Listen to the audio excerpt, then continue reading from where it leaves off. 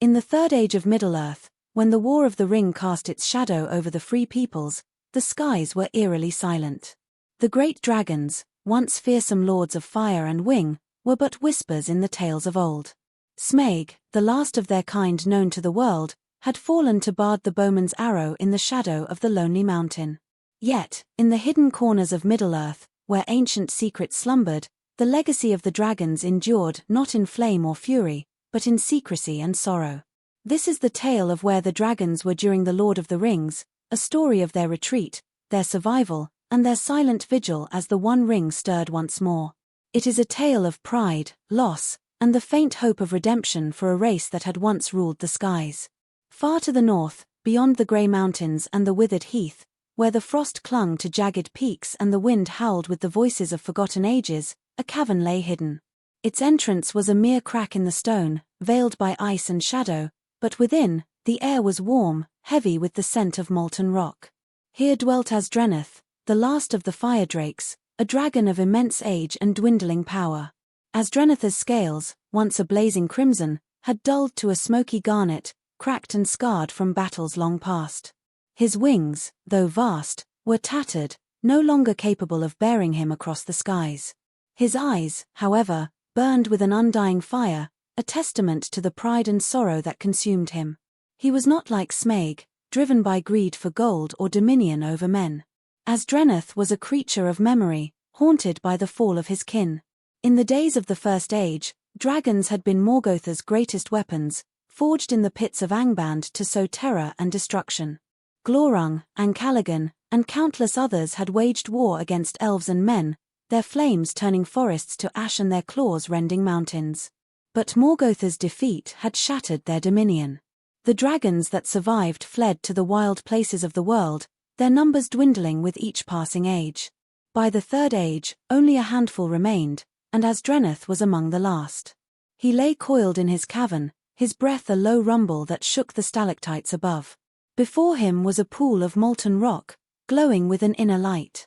This was no ordinary fire but a remnant of the ancient flames of Angband, preserved through the ages by draconic sorcery. In its depths, Asdreneth sought visions of the world beyond his lair not through greed or ambition, but through fear. The One Ring, that cursed artifact of Sauron, had stirred once more. Its power called to all creatures of shadow, and though Asdreneth had no love for Sauron, he knew the ring's awakening spelled doom for his kind. "Why do you linger, Old One?" a voice hissed from the shadows. It was not a voice of flesh but of spirit, a whisper from the molten pool. The flames parted to reveal a spectral form, a dragon's visage, its eyes hollow and accusing. This was the shade of Tharandral, a dragon slain in the War of the Last Alliance, bound to the fire by Asdreneth's will. "I linger because I must," Asdreneth rumbled, his voice like the grinding of stone. "The world turns toward darkness, and our kin are gone. If the ring prevails, none shall remember the dragons. If it falls, the age of men will erase us still." Tharandral's shade flickered. "You cling to pride, not purpose. The ring is not our concern. Let men and elves perish. We owe them nothing." Asdreneth's tail lashed, sending a shower of sparks into the air. "You forget, Shade. The ring's maker was Morgotha's lieutenant. Its power is a chain, even for us. If Sauron rises, he will seek us out, and we will be his slaves or his prey." The shade hissed but did not reply. Asdreneth turned his gaze back to the pool. In its depths, he saw glimpses of the world, a hobbit bearing a burden of immense weight, a wizard cloaked in white, a dark tower rising in the east. The ring was moving, and with it, the fate of Middle-earth. But Asdreneth saw something else, other dragons, hidden as he was, watching from the shadows. They were few, scattered across the wilds, but they lived. And they, like him, were afraid. Asdreneth knew he could not face the coming storm alone. Though his pride rebelled at the thought, he sent out a call, a low, resonant song that thrummed through the earth, too deep for mortal ears but unmistakable to those of draconic blood. It was a summons to the last of his kind, a council to decide their fate. One by one, they came. First was Vernathar, a cold drake from the Foradwaith, whose scales gleamed like polished obsidian. Unlike the fire drakes, Vernathar breathed no flame but a chilling mist that could freeze flesh to bone. He was smaller than Asdreneth, lithe and serpentine, his eyes sharp with cunning. "I come only because I tire of hiding," he hissed. "What do you propose, Old One? To fight? To flee?" Next came Lirithax, a winged serpent from the far south, where the jungles of Harad met the sea. Her scales shimmered with iridescent greens and blues, and her voice was a melodic purr. "The men of the south speak of Sauron's return," she said. "They offer sacrifices to him, as they once did to us. Why should we care if he rules them?" Last was Garathron, a firedrake like Asdreneth, but younger and fiercer, his scales a deep bronze. He had laired in the mountains of Run, far from the eyes of the west. "I say we strike now," he growled. "While the ring-bearer is weak, we take the ring for ourselves. Its power could restore us." Asdreneth listened to their words, his heart heavy. Each dragon bore the weight of their kind's decline, but their desires differed. Vernethar sought survival, Lirithax indifference, Garathron conquest.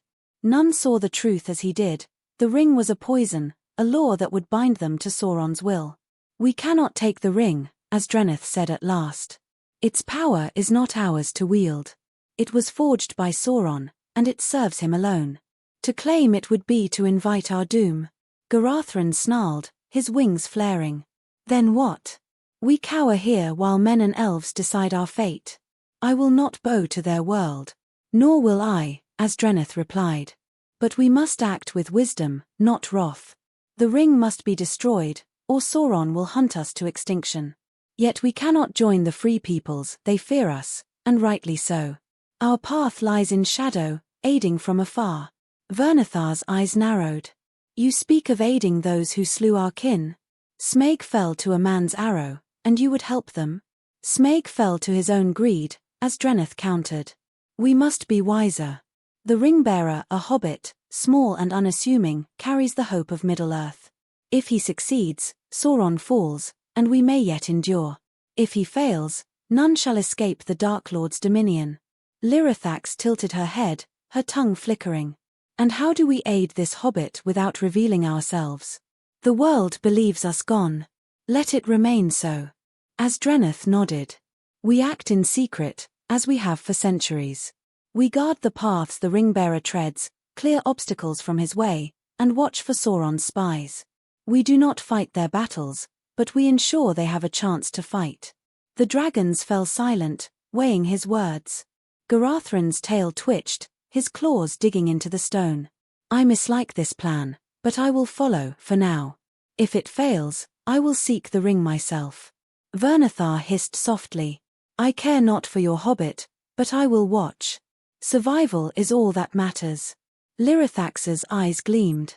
"I will aid you, Asdreneth, but only because I tire of the south. Let us see if this hobbit is worthy of our secrecy." Thus, the council ended, and the dragons departed to their tasks. Asdreneth remained in his cavern, gazing into the molten pool. The path ahead was fraught with peril, but for the first time in centuries, he felt a spark of purpose. The dragons would not rise in glory, but they might yet endure. The ring-bearer, Frodo Baggins, knew nothing of the Dragon's Council.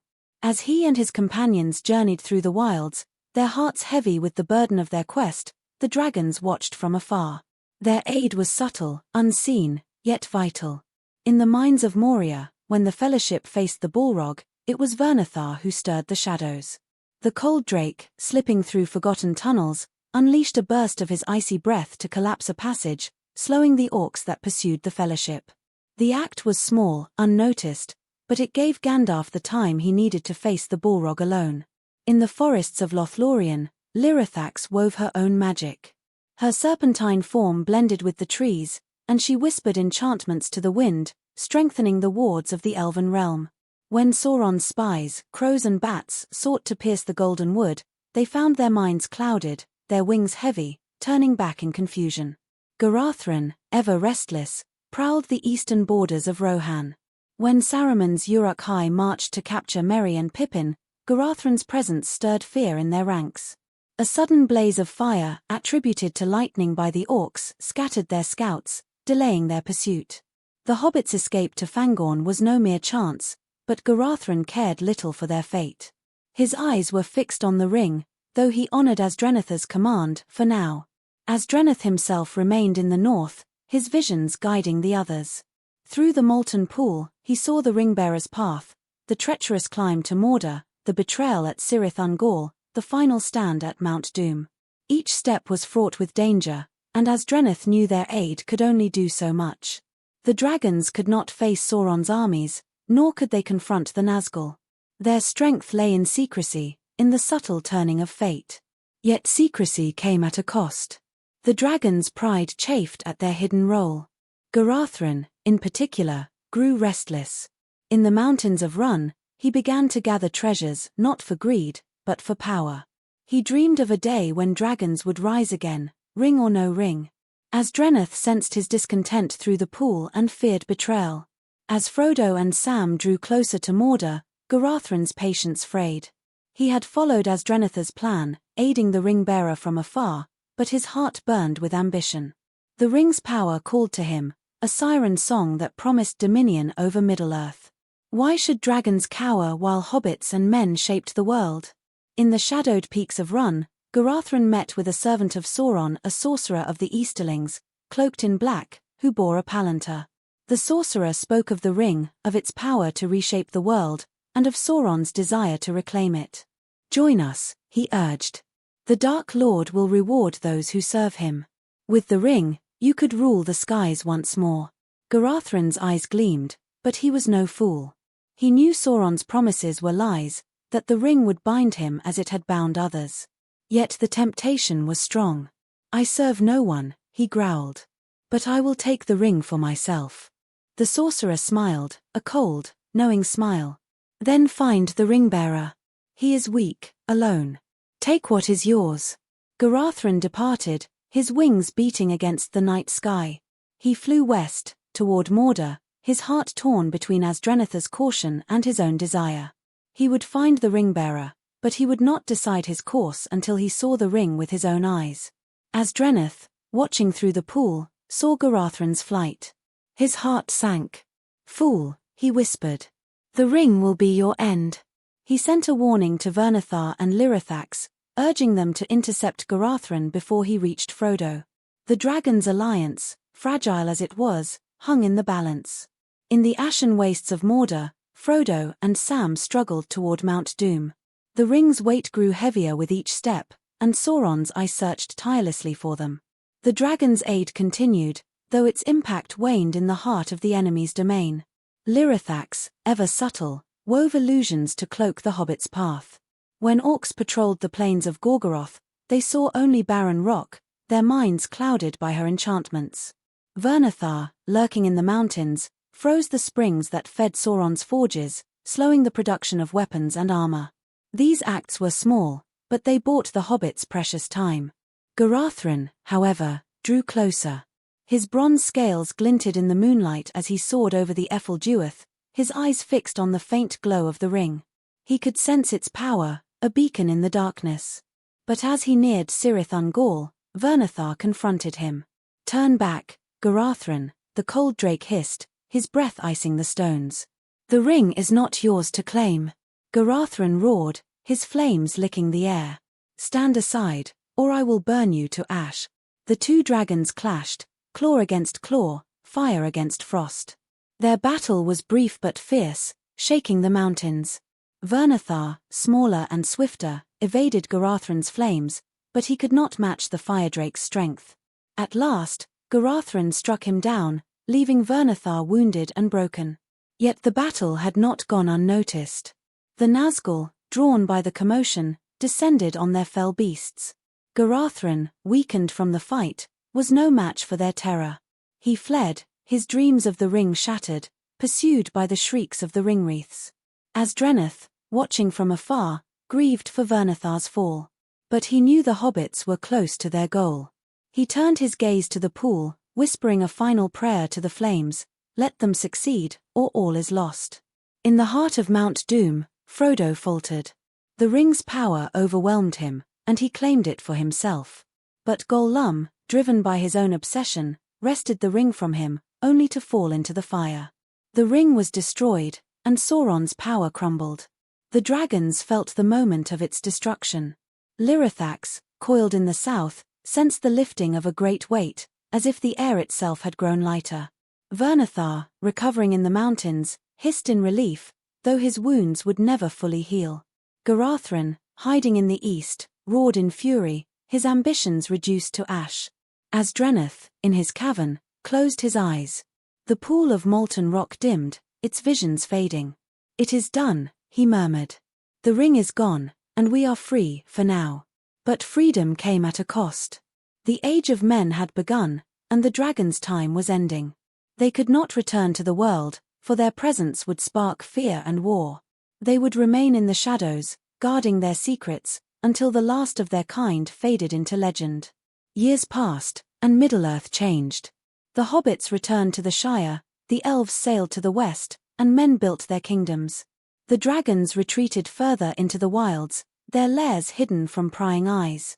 Asdreneth remained in his cavern, his strength waning, but his spirit unbroken. Lirithax returned to the jungles, Vernathar to the ice, and Garathron to his solitude, his pride humbled. They did not speak of the ring, nor of their role in its fall. Their aid had been unseen, their sacrifices unacknowledged. Yet in their hearts, they knew they had played a part in saving Middle-earth, not for glory, but for survival. And so, the dragons faded from the tales of men, their wings silent, their fires dim. But in the deep places of the world, where ancient secrets linger, their legacy endures. The silent wings, ever watchful, ever waiting, until the day when the skies might call them once more.